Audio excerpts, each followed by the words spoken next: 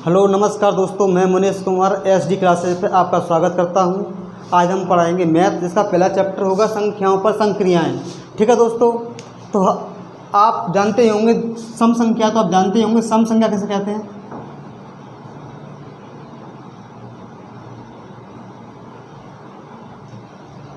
जो संख्या दो से पूर्ण विभाजित होती है उसे ही हम सम संख्या कहते हैं।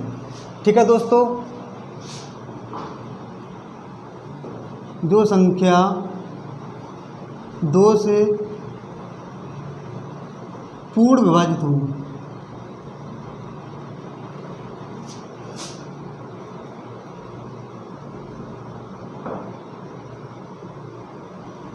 यह हम एक सरल भाषा में बोलते हैं, जिनका इकाई अंक 0, 2, 4, 6, 8 हो, जिनका इकाई अंक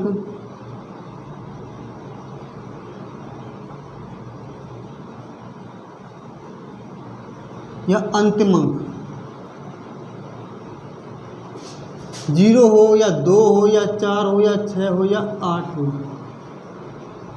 ठीक है दोस्तों, तो सम संख्या को आप जानिए हुए होंगे, जिन संख्या के अंत में 0, 2, 4, 6, 8 आता है वही सम संख्या होती हैं, और ये संख्याएं दो से पूर्ण विभाजित होती हैं।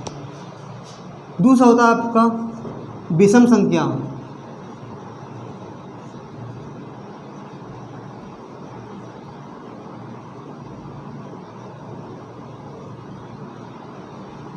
विषम संख्या, जो संख्याएं दो से पूर्ण विभाजित ना हो वे संख्याएं हमारी विषम संख्याएं कहलाती हैं।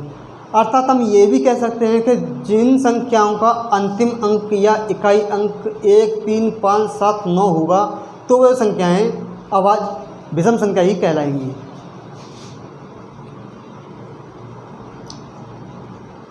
जिन संख्या का को 2 से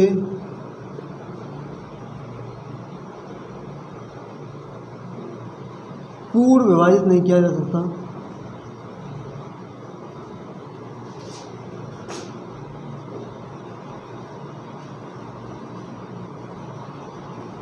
नहीं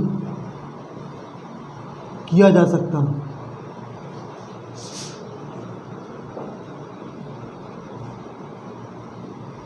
या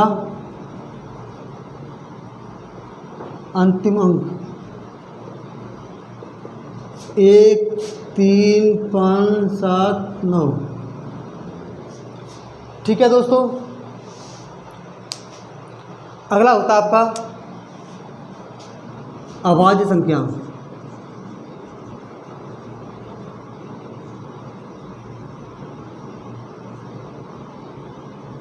प्राइम नंबर,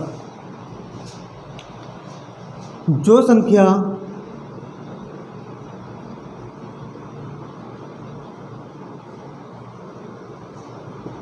स्वयं या एक से विभाजित होती है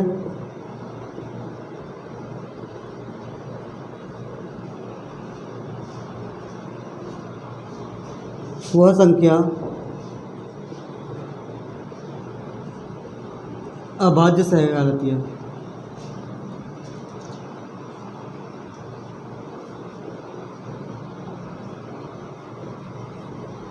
ठीक है दोस्तों, और अभाज्य संख्याओं का हम HCF यानी मासापा हमेशा एक होता है।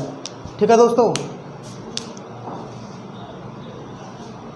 अब अगला बताएंगे आपको इन संख्याओं का योग, आपको सम संख्याओं का योग।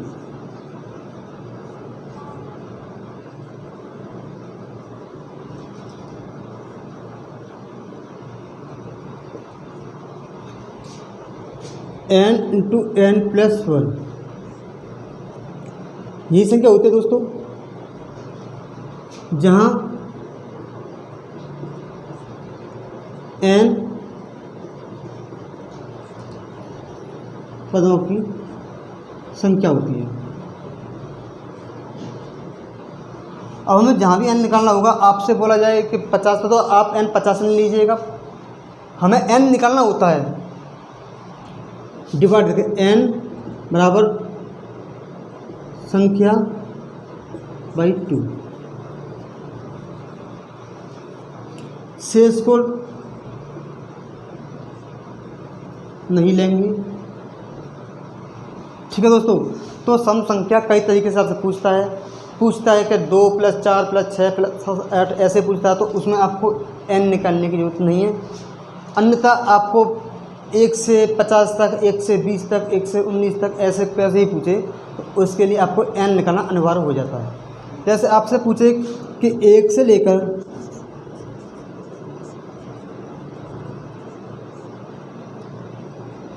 51 तक सम संख्या का योग ज्ञात करें। तो दोस्तों आप यहाँ n को 51 नहीं लीजिएगा, n आपको निकालना होगा जहाँ n बराबर होगा 51/2 और 2 से यहाँ काटेंगे तो 25 बार आएगा। तो यहाँ n का मान कितना होगा 25।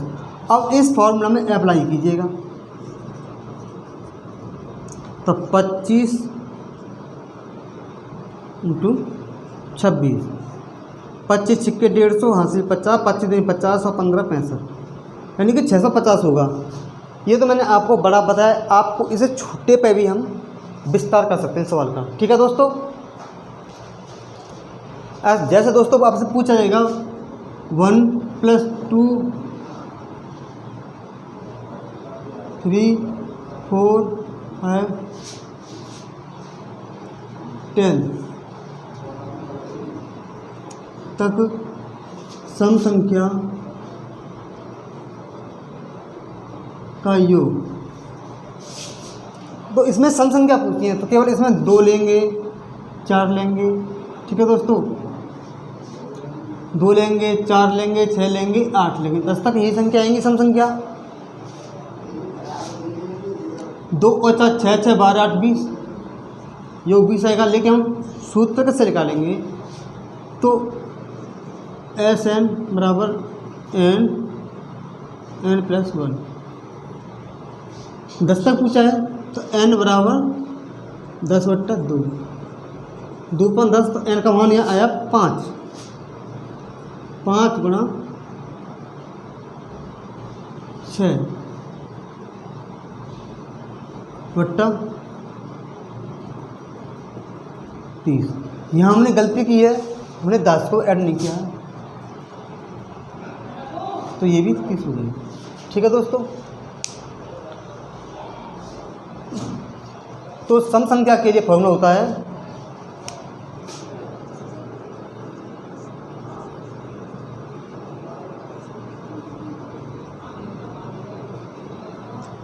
n + 1। ठीक है दोस्तों, अब आते हैं विषम संख्या।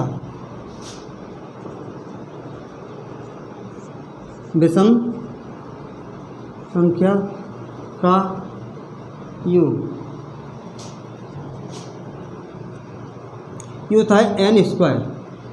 ठीक है दोस्तों, n जैसे सम संख्या निकाला जाता है ऐसे ही विषम संख्या में निकाला जाता है। जैसे 1 से लेकर 51 तक विषम संख्या का योग, तो 1 से लेकर 51 तक विषम संख्या का योग निकाला जाएगा। तो n के लिए हमें 51 को 2 से डिवाइड करना होगा, इसमें 1 काटेंगे तो 25 आएगा। लेकिन जो शेष बचा है वो 51 में बच रहा होगा। 51 में भी एक क्या अभाज्य संख्या है, तो 51 को यहाँ जोड़ देंगे तो 25 तो 50 तक आई थी, और 51वीं संख्या भी एक अभाज्य संख्या है, इसीलिए n का मान 26 होगा। ऐसा लिख सकते हैं, शेषफल को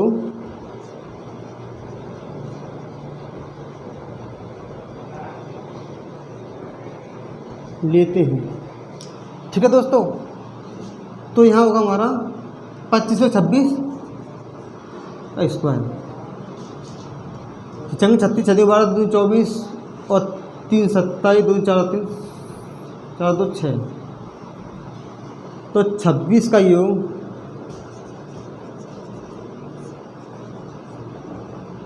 26 है विषम संख्या का योग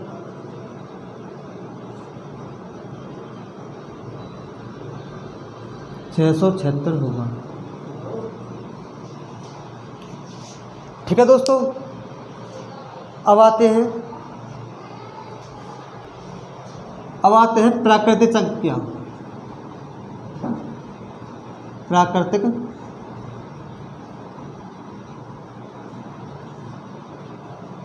अच्छा दोस्तों, प्राकृतिक संख्या कैसे कहते हैं? 1 से लेकर अनंत तक जितनी भी धनात्मक संख्या हैं वे सभी प्राकृतिक संख्या कहलाती हैं। 1 से लेकर अनंत तक सभी प्राकृतिक संख्या कहलाती हैं।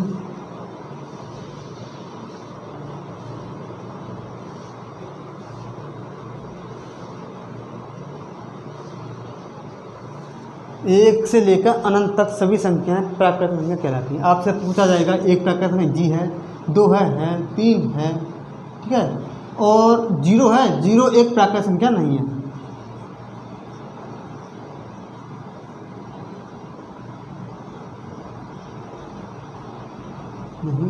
ठीक है दोस्तों, 0 एक प्राकृतिक संख्या नहीं है। 1 से लेकर अनंत तक डॉट डॉट डॉट ये सभी प्राकृतिक संख्या नहीं, इन्हें इसे छोड़ के। ठीक है दोस्तों, अब प्राकृतिक संख्याओं का योग निकालना हो हमें,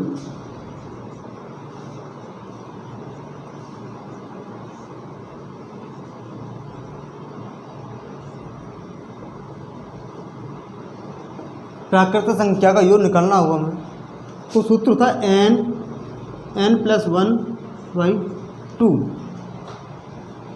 यहाँ n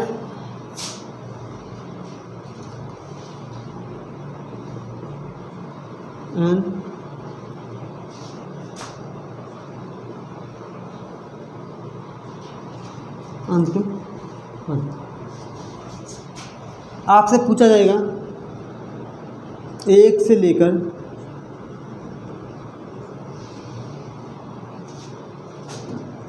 22 तक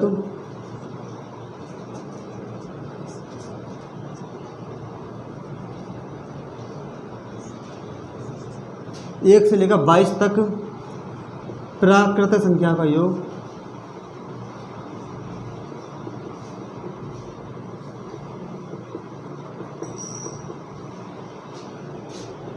क्या होगा?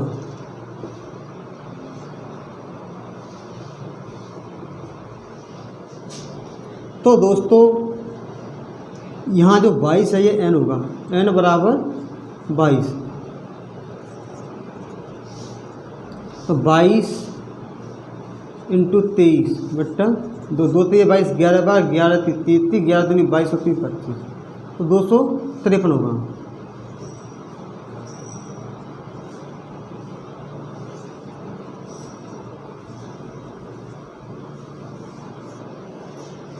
ठीक है दोस्तों,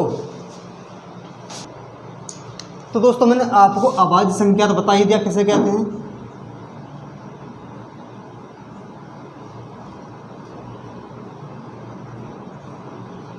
अभाज्य संख्या मैंने आपको बता ही दिया, जो स्वयं से विभाजित हो या 1 से विभाजित हो। लेकिन बड़ी बड़ी डिजिटों में आप उसे कैसे पहचानोगे कि यह एक अभाज्य संख्या है भी या नहीं। ठीक है दोस्तों, आप अभाज्य संख्याओं को बड़ी बड़ी डिजिटों में कैसे पहचानोगे कि ये संख्या अभाज्य संख्या है भी या नहीं। तो इसके लिए आपको 3 ट्रिक फॉलो करनी होंगी। पहली ट्रिक, दी गई संख्या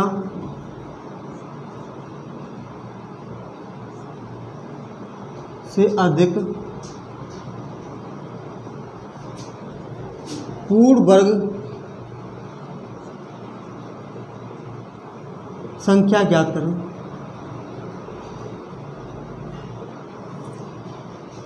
दूसरी ट्रिक, उस संख्या के वर्गमूल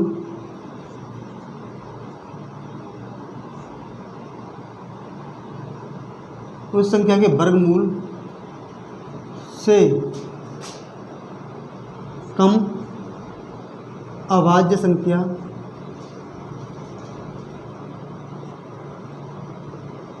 ज्ञात करें। तीसरा रूल होता है इसमें, उन अभाज्य संख्याओं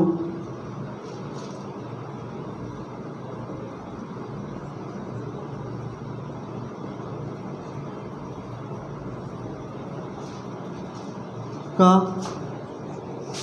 उस दी गई संख्या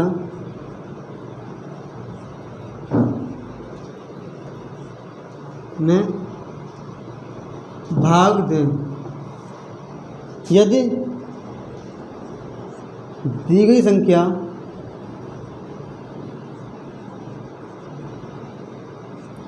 उन अभाज्य संख्याओं से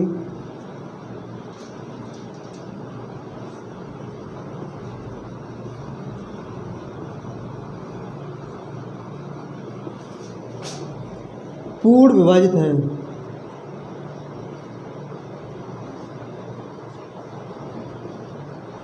तो वह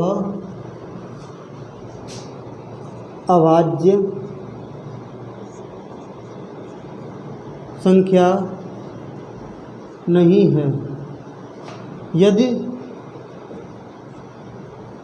दी गई संख्या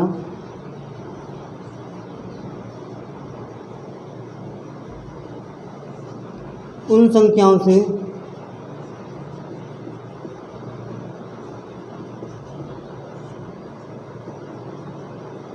विभाजित नहीं है,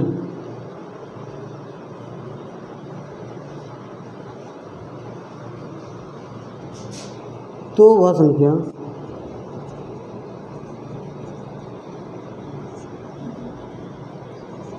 अभाज्य संख्या ही होगी।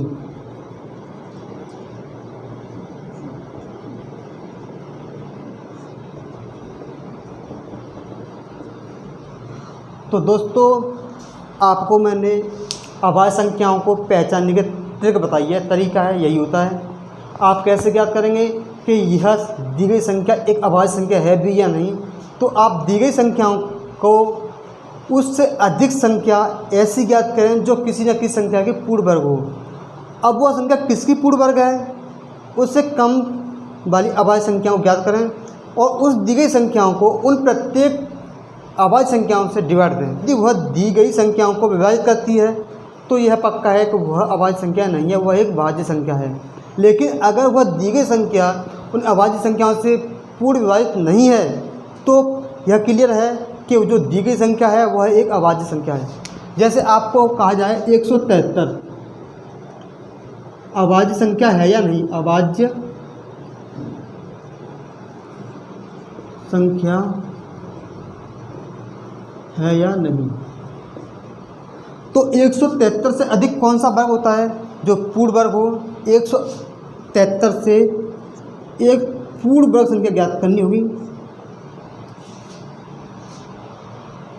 तो वह होते 196। ठीक है दोस्तों, तो यह एक पूर्ण वर्ग संख्या है जो किसकी पूर्ण वर्ग है? 14 का। ठीक है दोस्तों, तो 14 का पूर्ण वर्ग है। अगर अब हमें 14 से कम अभाज्य संख्या ज्ञात करनी होंगी, जिसमें होती है 2 होती है, 3 होती है, 7 होती है, 2 होती है, 3 होती है, 5 होती है, 7 होती है और 11 होती है और 13 होता है। अब देखें दोस्तों, 2 से तो कटेगा नहीं क्योंकि ये अभाज्य संख्या है पीछे, क्योंकि ये विषम संख्या है। 7 तो 3 10 और 11, ये 3 से भी नहीं कटेगा। 5 का नियम होता है कि अंतिम इकाई अंक 5 हो या 0 हो तो ही वह संख्या 5 से कटेगी, तो ये 5 से भी नहीं कट रहा है। और 11 से 11 एक अंक 11 बचे 6 तो 11 से भी नहीं कट रहा है। और 13 एक अंक 13, ये 13 से भी नहीं कट रहा है। तो ना तो इन संख्याओं में किसी भी संख्याओं से यह पूर्ण विभाजित नहीं है।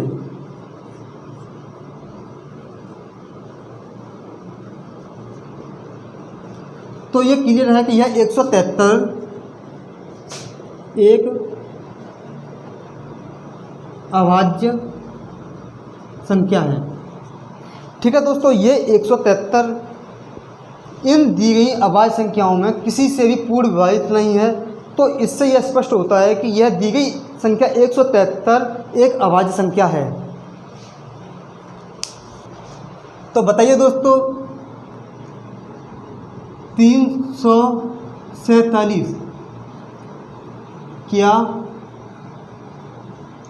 यह एक अभाज्य संख्या है?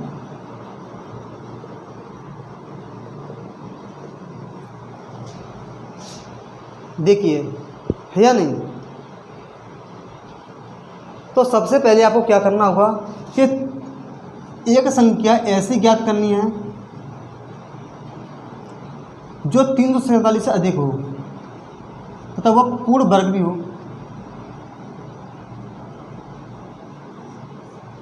जो पूर्ण वर्ग भी हो तो वो होता हमारा 361।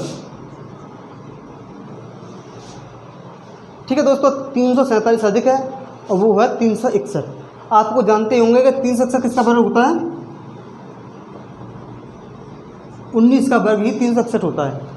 तो हमें क्या करना होगा कि 19 से जो पहली संख्या अभाज्य संख्या हैं उन्हें हम ज्ञात कर लेंगे, जिनमें होती है 2, 3, 5, 7, 11, 13, 17, एक खुद एक 19। तो 19 से पहले 1, 2, 3, 4, 5, 6, 7, 8 संख्याएं हैं जो एक अभाज्य संख्या होती हैं। ठीक है दोस्तों, तो 347 में हम क्रम बाय क्रम इनका भाग देखते हैं। 2 से कट रहा नहीं कटेगा, क्योंकि 2 का नियम ही यह होता है कि अंतिम अंक सम हो। 3 से कटेगा, 7, 5, 11, 3, 14 अंकों का योग यदि 3 से विभाजित हो तो वह संख्या 3 से विभाजित होगी, तो ये 3 से भी नहीं कटेगा। 5 का नियम क्या होता है कि अंतिम अंक या तो 5 हो या 0 हो, तो ये 5 से भी नहीं कटेगा, ना इन्हें इससे कटेगा, ना इससे कटेगा, ना इससे कटेगा। 7 का हम भाग दे देते, 7 चौक 28 और बचे 6, 7 नाम 63, 7 से भी नहीं कट रहा है। अब 11 से देखते हैं, तो 11 से 33, 11 से भी नहीं कट रहा है। 13 से चेक करते, 13 2 26 और बच्चे 8, 13 से 78, 13 से भी नहीं कट रहा है। 17 2 34, 17 से भी नहीं। 19 से ही काटते हैं, 19 से करना 19 बच्चा 15, 19 से भी कट रहा है। तो इसका मतलब 347 कैसी संख्या आएगा? अभाज्य संख्या है। ठीक है दोस्तों, तो मैंने आपको सम संख्याओं का योग निकालना सिखाया। सम संख्या क्या होती है वो बताया, विषम संख्या क्या होती हैं, विषम संख्या योग क्या निकालता वो बताया मैंने आपको। अगली संख्या बताया मैंने आपको प्राकृतिक संख्या क्या होती हैं और प्राकृतिक संख्याओं का योग कैसे निकाला जाता है यही बताया आपको। और अभाज्य संख्या क्या है और इसे हम कैसे पहचानेंगे। छोटी मोटी संख्या तो पहचान ही लेते हैं, लेकिन बड़ी से बड़ी संख्या आई तो उसे हम कैसे ज्ञात करेंगे कि यह एक अभाज्य संख्या है भी या नहीं। ठीक है दोस्तों, पूर्ण संख्या, पूर्ण संख्या वे संख्या जो प्राकृतिक संख्या होते हैं, अगर उनमें 0 को भी ऐड कर लिया जाए तो वह पूर्ण संख्या बन जाती है। यदि प्राकृतिक संख्या में 0 को भी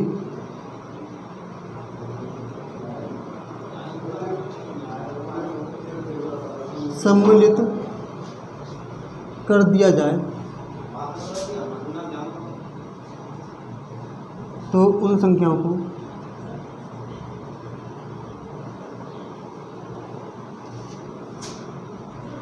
पूर्ण संख्या कहते हैं।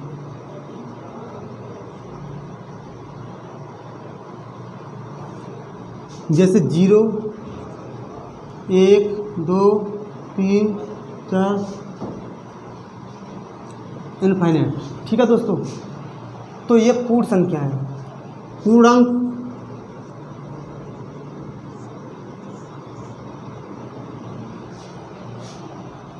तो पूर्ण संख्याओं में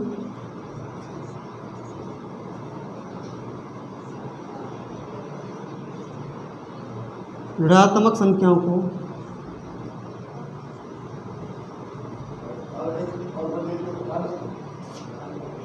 भी सम्मिलित कर लिया जाए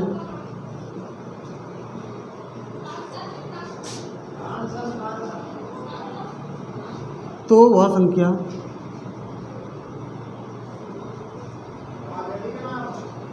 पूर्णांक कहलाती है।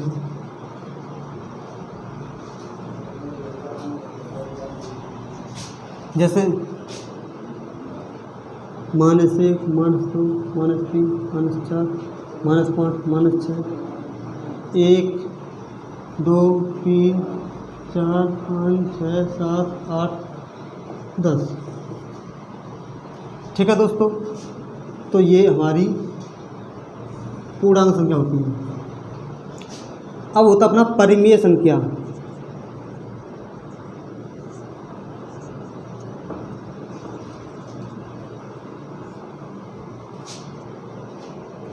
ऐसी संख्या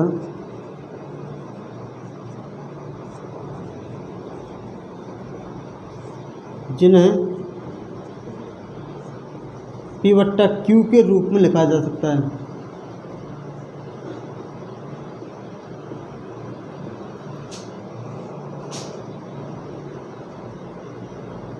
सकता है वे संख्याएं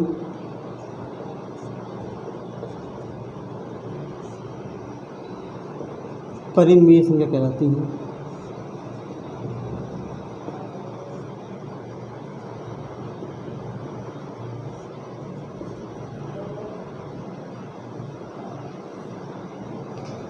जैसे 3/4,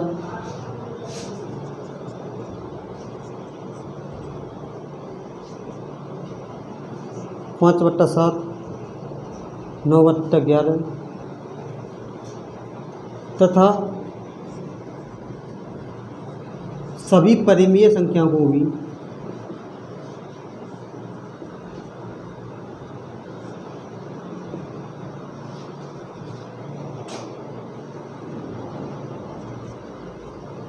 सभी प्राकृत संख्याओं को भी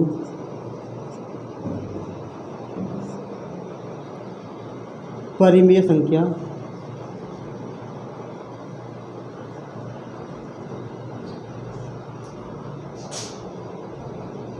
कहा जा सकता, क्योंकि परिमेय संख्या होती है हमारी 2, 3, 1, 4, 5, 6। अगर मैं प्रत्येक के नीचे 1 लगा दूं तो हमारी परिमेय संख्या बन जाएगी।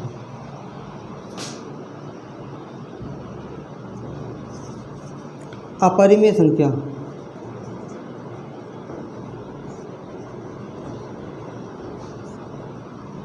जिन्हें P/Q के रूप में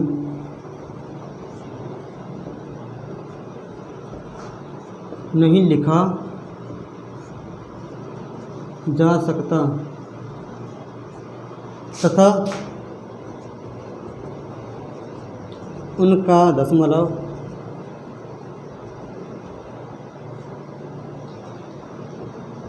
शांत नहीं होता, अपरिमेय संख्या कहलाती है। जैसे √3, √2, √5 ये सभी एक अपरिमेय संख्या हैं। ठीक है दोस्तों, तो पूर्ण संख्या किसे कहते हैं? जो प्राकृत संख्या होती हैं उन्हीं में अगर हम 0 को भी ऐड कर लिया जाए तो वे हमारी पूर्ण संख्या हो जाती हैं। पूर्णांक संख्या कौन सी होती है? जिन संख्याओं में ऋणात्मक संख्याओं को भी सम्मिलित कर लिया जाए, जिन पूर्ण संख्याओं में ऋणात्मक संख्याओं को भी सम्मिलित कर लिया जाए तो वे संख्या हमारी पूर्णांक कहलाती हैं। परिमेय संख्या क्या कहलाती हैं? परिमेय संख्या वो संख्या होती हैं जिन्हें P/Q के रूप में लिखा जा सकता है, वे सभी संख्या हमारी परिमेय संख्या होती हैं। लेकिन हम प्राकृतिक संख्याओं को भी परिमेय संख्या कह सकते हैं। ठीक है दोस्तों, आज के लिए इतना ही काफ़ी है।